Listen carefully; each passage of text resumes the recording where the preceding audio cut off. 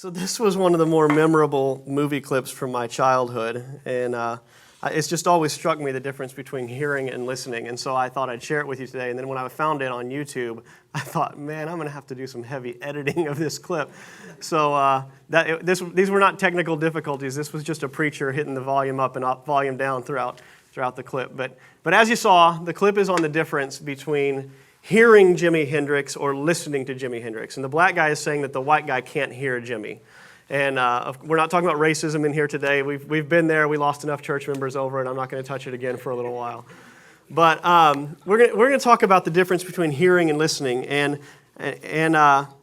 I came up with kind of a list of 4 areas that people fall into when it comes to hearing Jimi Hendrix, and kind of a progression that a person could go through if they really wanted to hear Jimi, right? And you've got the people who are unaware. They don't know anything about his music. There may be people in here, I don't know why you felt welcome, but you've never heard Jimi or even listened to Jimi. Somebody says Jimi Hendrix, you're like, I've heard the name, but you're kind of unaware of his music. You don't get the vibe or the feel for his music. And then you've got a second category. These would be the casual listeners. These are the people who have heard of him, who, when it plays on the radio, they tap their feet. They're not so much into Jimi Hendrix, but they, they're aware, and they're kind of on the level as far as where he's concerned. Then you've got the roadies or the roadster. Roadies is probably the word I was looking for, but it's the people who follow him around. When he was doing concerts, they did everything they could to travel and be as close to him as possible. They were the people that would put his albums in their Walkmans back then and sit on the beach and just listen to him over and try to absorb the words and hear the words. And you can bet that those people heard Jimi better than the casual listener. If somebody said, tell me what Jimi Hendrix believes, that person was way more equipped than the casual listener or certainly the unaware person. And then you've got the backstage fan, the one who did everything they could to get the backstage passes, to get in and to meet Jimi. And you could even take it one step further, the friends of Jimi Hendrix, like the people who knew him, the people who spent time with him, who spent time face to face with him, would know Jimi. It would be a totally different thing to know him, to spend time in his living room, to hang out with him, than to be at his concerts, right? So there's this progression when it comes to hearing somebody. And really, I heard a quote this week that said, to be listened to is so close to being loved that most people can't tell the difference. I think for most of us, what we desperately want is for someone to hear us. And I'm not just saying listen to us, I'm saying feel us, get us, be able to look inside you and know who you are deep down and to love what they see. It's about as good as life gets. And so when we're talking about hearing somebody, we're not talking about just that the words pass in and the words pass out. We're talking about getting them, like to the heart of who the person is. So to hear Jimi and to hear Jimi's music would be to allow it to shape you, to impact you, to feel him, to get him. And we're doing a series, it's an on-again, off-again series called The Red Stuff, where we deal with the red letter print of the Bible. And in a lot of Bibles, the red letter print Bibles are Bibles that take the specific words of Jesus, the words that Jesus said audibly, and it just highlights them in red print. So if a person wants to flip through the Bible and say, what did Jesus say? They arrive at the red text and they'll know these were quotes of Jesus. And last week we talked about this quote where the underlined passage, he talks about people who come to him and hear his words and put them into practice. And so in that passage, it talks about coming to him and hearing him, like getting him, acknowledging what he's had to say, and then taking what he says, taking what you hear from him, and then doing something with it. And so it obviously begs the question of how do we do that? How do we hear from him? Because when he said these words, he was talking to people that were literally listening to him. And so it was a real easy thing to say, you can hear me right now. What does that look like for us now? In the year 2017, what does it mean for us to hear from God? And so we're gonna look at another passage in the red letters of Jesus, where he says, I am the good shepherd. I know my own, and my own know me. My sheep hear my voice, and I know them, and they follow me. And in that particular passage, he talks about other sheep that are not of this flock, and we'll talk about the sheep flock thing. I'm going to have to be careful saying those words. We'll talk about those things as we go on a little bit today. But this was an agricultural society. These were shepherds and farmers. They heard him when he talked about these things. It's a little different and distant for us. But the idea was that when the shepherd leads, I talked about it last week, that a shepherd will lead his flock of sheep down the road. If you're overseas, a lot of times you'll be driving along and there'll be 400 sheep in front of you. You just have to stop and wait. And there's one shepherd out front making some noise, like, or something like that. And the sheep recognize his voice and they follow him.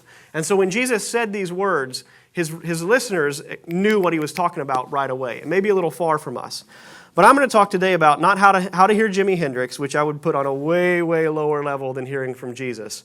But we're going to talk about kind of 4 phases that people go through when it comes to hearing from Jesus. And I was really embarrassed that I had to use this Jesus clip art. Look at this. Look at the difference. So you've got this really cool picture of Jimi Hendrix, and you've got this really cheesy, awful picture of Jesus. But this is all that's available out there. So if any of you are artists, get on this, please. So 4 levels, 4 steps, and it's a little bit like the same as the listeners of Jimi Hendrix or the hearers of Jimi Hendrix. It's the unaware, the unsure. And we'll get into each of these categories, what they mean, what they look like, and maybe a little tip for you if you happen to fall into that category right now. So there's the unaware, the unsure. There's the observer. You watch Jesus. You're kind of on the outskirt. You're looking. He interests you, but maybe you're not in there. The followers and the face-to-face. And we're just going to dissect each of these places where people might find themselves when it comes to hearing Jesus. And we're not talking about listening to Jesus. We're talking about hearing him, getting him, taking him in deep down. So let's talk briefly. And my goal is to fly to the end of this sermon and get to the face-to-face stuff, because that's where we want to be. But you've got the unaware and the unsure, the people who don't know what to make of Jesus. And these people may have this sense that there's a spiritual life out there. They may describe themselves as spiritual but not religious. They may have been just ticked off at what Christians have been like as far as their knowledge is their whole life. And so they relate Christians with Jesus, and the behavior of Christians has been just atrocious in a lot of ways sometimes. And so they have a hard time connecting with Jesus. But I have a couple tips if you find yourself in that area, and you may be here today, that may be you, that you're not sure if you bank on any of this. It may just be a bunch of hooey, and I just said the word hooey. Number 1, I want to encourage you to ask the questions. We're doing an advertisement for Daylight Church that's going to be on social media and maybe on television. And we talk about 3 things that I think set Daylight Church kind of apart and make us unique and interesting. And one of those is that we're not afraid of any questions. There's no question that's off the table. You can ask whatever you want here. We've set up an email that people haven't taken advantage of, but I'm going to try to resurrect this thing. If you've got questions, I would much rather talk about what's on your mind than what's on my mind. And so at any time, whether it's in the middle of a sermon, and I'm going to do my best to start checking at the end of a sermon and see if people have emailed in questions or texted questions. So you can text this email address as well if you have a question in the middle of the sermon. But I encourage you to ask the questions. The philosopher John Locke said this. He said, "Reason is natural revelation, whereby the eternal Father of light and fountain of all knowledge communicates to mankind that portion of truth which he has laid within the reach of their natural faculties.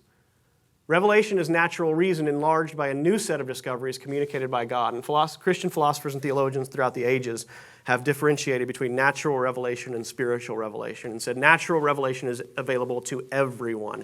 In the heart of Africa and tribes that have never heard the name of Jesus, the stars are still there for them to see, and that God has revealed himself in some sense through what we see in nature.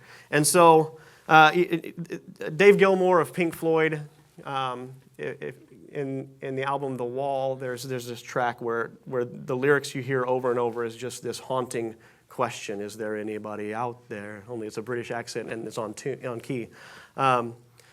Is there anybody out there? And there's all kinds of questions that we want to ask. I just made a brief list, things of why am I here? The big question, why am I here? Do I have a purpose? How do I decide what's right and wrong? Is this all there is? These are questions that I think haunt every one of us. They haunt me still. Hopefully they haunt you, and that's my point, is that hopefully you give credence to these questions and you work through them. You don't just shelve them because you consider them unanswerable. Because here's what I believe. I believe that when you ask the questions and you're a sincere seeker, I believe that spiritual revelation is right around the corner. I think when you respond to natural revelation, say, here I am, hands and feet, eyes and ears, and what is this? What is this body? What is my life? What am I here for? And I think when you really look for those answers, God is hungry to answer them. I also want to encourage you to become a nature lover. I just thought this was the perfect nature lover picture and just beautiful, and I just kind of want to stare at it for a while. But Scripture teaches that nature is the heart of natural revelation. You find the same root word in nature and natural. It says, his hands are the depth of the earth, and the mountain peaks belong to him. The sea is his, for he made it, and his hands formed the dry land. And there's many passages that make this connection between God and the awe and reverence of God and the natural world. And so if you're here and you're saying, I don't know, I may not even be really interested, I'm unsure, I'm kind of unaware, I have no issue saying go sit on a mountain and watch the clouds go by and ask why and ask how. Because I believe God responds to that. I think God works through natural revelation. But we're gonna move through. If you're in that category and you want to talk further, let's do lunch. I want to talk to you. But then there's the observer. They're the people who are kind of watching from a distance. They may show up at church here and there. They may read a book here and there on spiritual stuff. They have a casual or passing interest in Jesus, but they wouldn't say that he owns their life by any stretch, or they've been any kind of a born again anything. They're interested, but distant. And in the album The Wall from Pink Floyd again, you see this development happen. So at first it says, is there anybody out there, out there, out there? And then it moves into the song Comfortably Numb. And I'm not going to sing it for you. That's why we hired Andrew, was to make sure some singing got done around here. But it says, hello, is there anybody in there? Just not if you can see me. Is there anyone home? And so you see this progression from somebody who's over the canyon yelling, is there anybody out there? And it echoes, to somebody who's come a little bit closer and is investigating and is looking through the window a little bit. And this is kind of what the observer is. You may be looking through the window. You have a casual passing interest in what's going on inside, but you're really not sure if there's anybody in there. And you're certainly not sure that if what's in there is warm and welcoming. And so you're a little bit on the outside. And I just want to encourage you that this is one of the second things in our advertisement is that at Daylight Church, we want to see people's lives change. We want to see people love Jesus with passion and worship the God of the universe. Those things are very important to us. But I also am of the opinion that happens at a pace set between you and God, that we can't twist your arm, that we can't make you do anything or force you to do anything. And so I want to encourage you to feel free to test the waters when it comes to God. I don't mind somebody standing outside and watching through the window. In fact, I think that's a pretty safe and excellent place to be. And so if you find yourself in that place, please don't feel pressured. Feel comfortable and feel free to taste and see, which is what the psalmist says, is to taste and see that the Lord is good.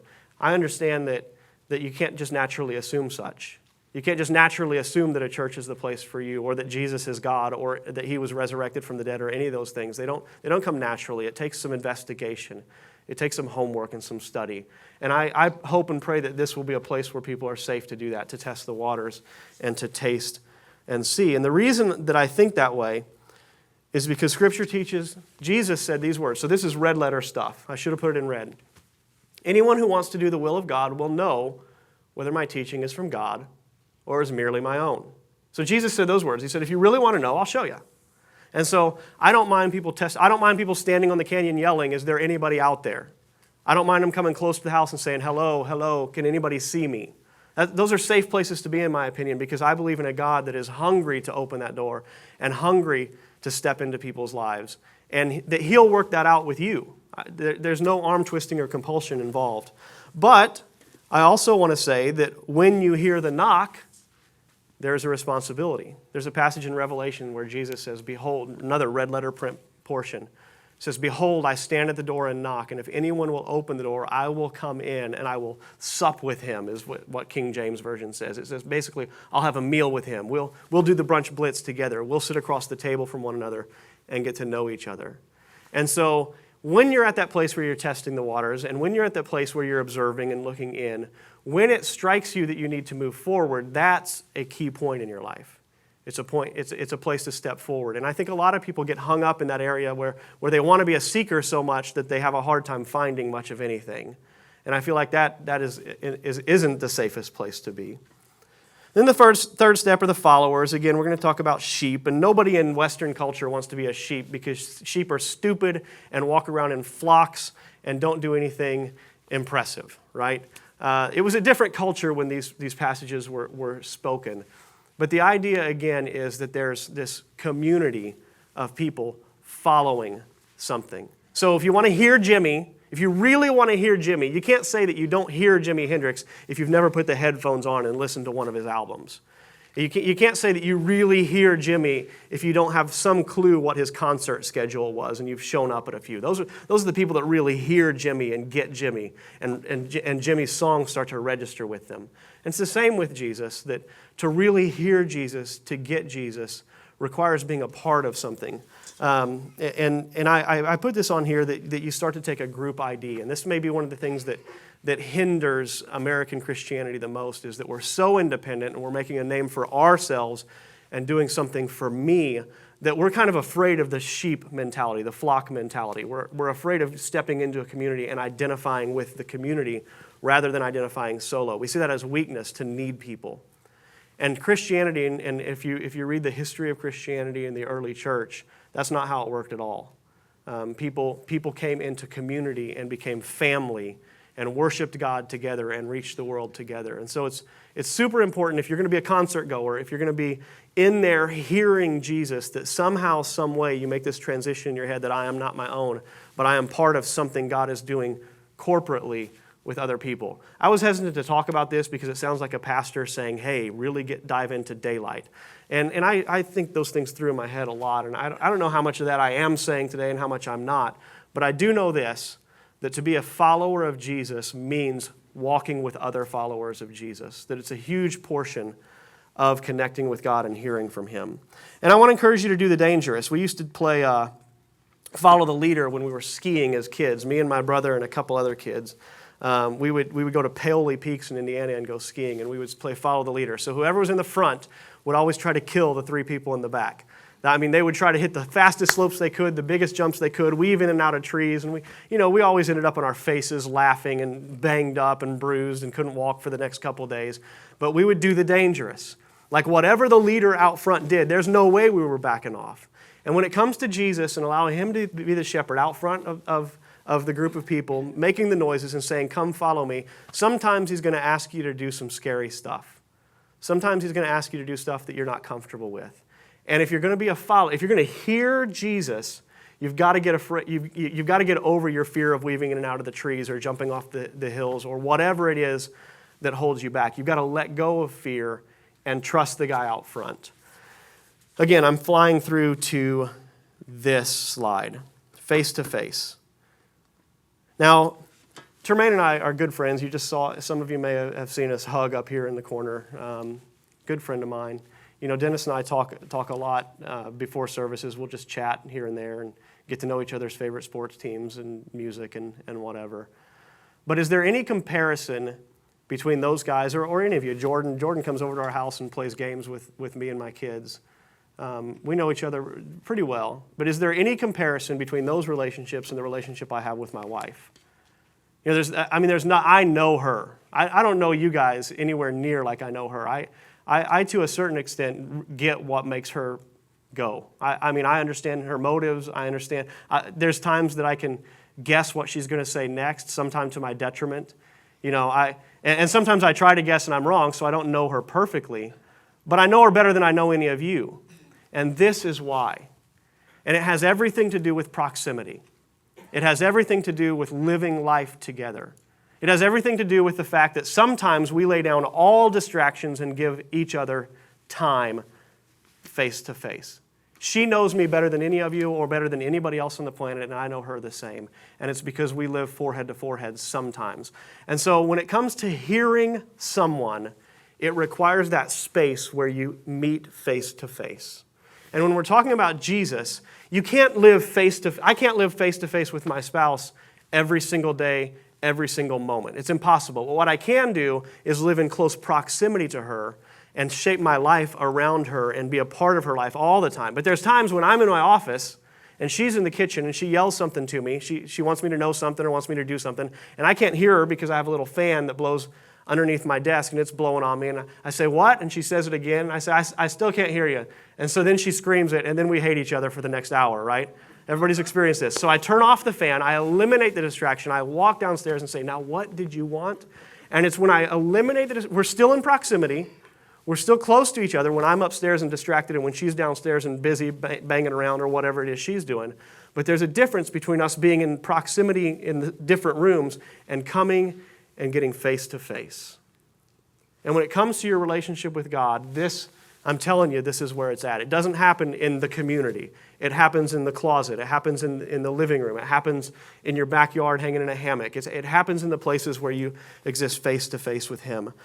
Researchers have shown that sitting face-to-face with someone will make you fall in love. We've talked about this in here before, but they say there's 36 questions that you can ask a person, and if you sit across the table from... So they've done these studies. They'll sit two strangers across the table from one another, and those strangers are required to look one another in the eye as they speak and to ask 36 decent questions. Stuff like, when did you last sing to yourself?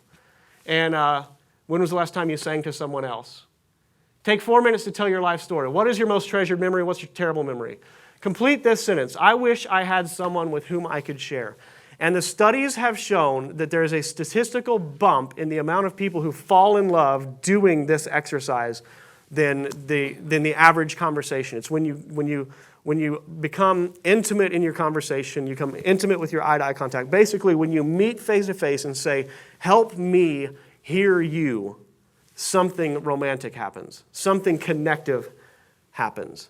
And I think if you take time to sit and just face Jesus, and again, this is an imaginative experience, but when you face off with Jesus and say, help me understand you, and you pour yourself out so that He will understand you as well, something amazing happens.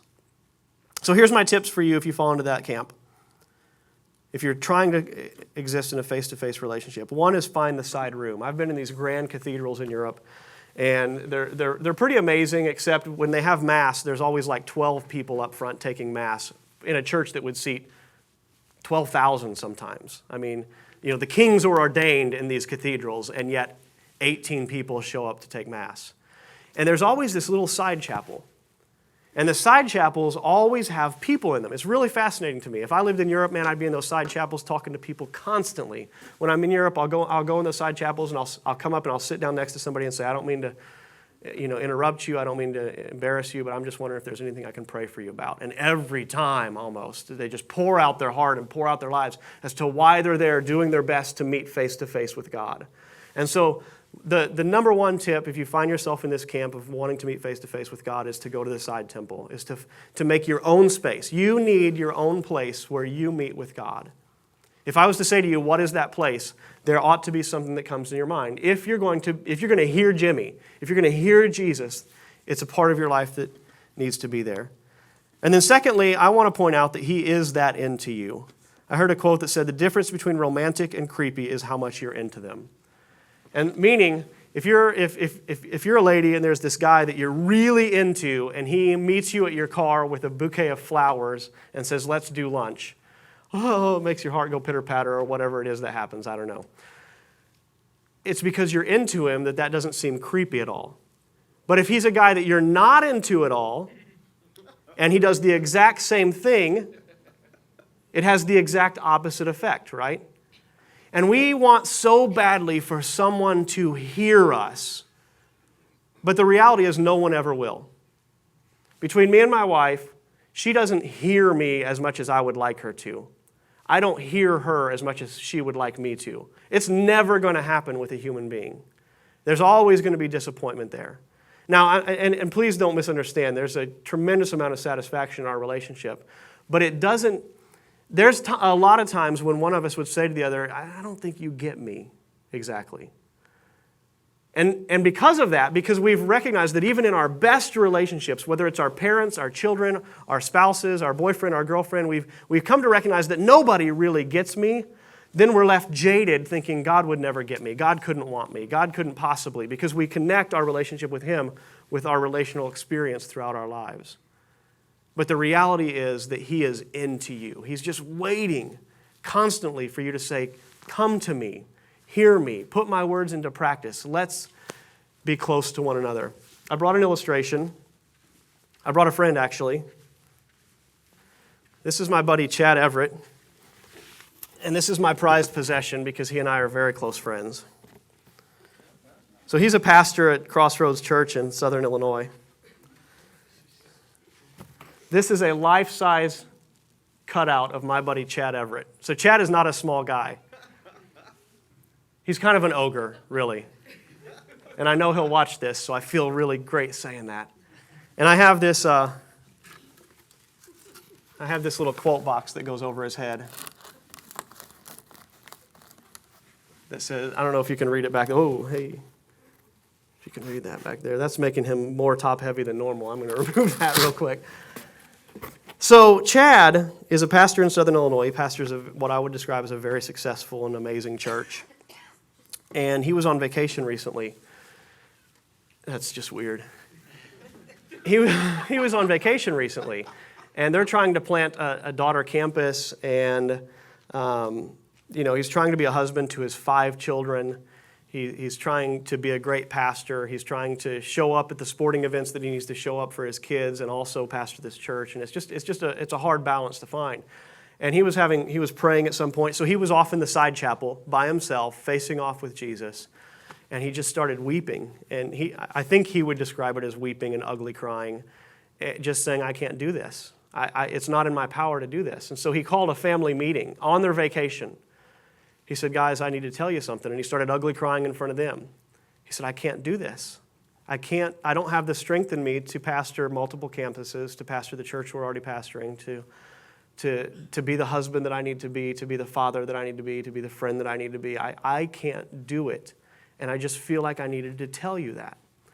So they have this little camp meeting on their vacation. And what's going on? Oh, it's Greg. Okay. Hey, Gregory. What's up, buddy? That's my fault.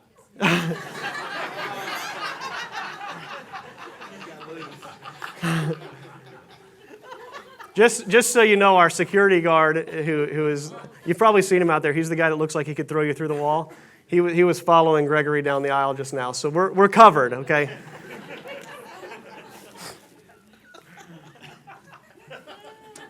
Churching is just weird. So anyway, Chad has this meeting with his family, says, I can't do this. And they go to church the next morning. They find a church. Even on vacation, when I'm on vacation, I don't go to church. I'm just confessing this. Chad does. He's way more spiritual than me. So he and his family find this church that they had heard good things about, and they show up, and they sit, I don't know the exact story, but a few rows back from the front. And the church service goes on, and it's a nice service. And in the middle of the service, the pastor points at Chad. He says, you, like specifically points at him, the 6'8" monster, right? He says, you need to stop saying that you can't, because you can. Like the next morning after he calls this meeting with his family saying, I can't do this. This is conceivably my best friend in the world. I believe his story. This isn't something he just made up. But the pastor calls him out. Now, is this the guy you're going to point at and say, you need to stop being wimpy?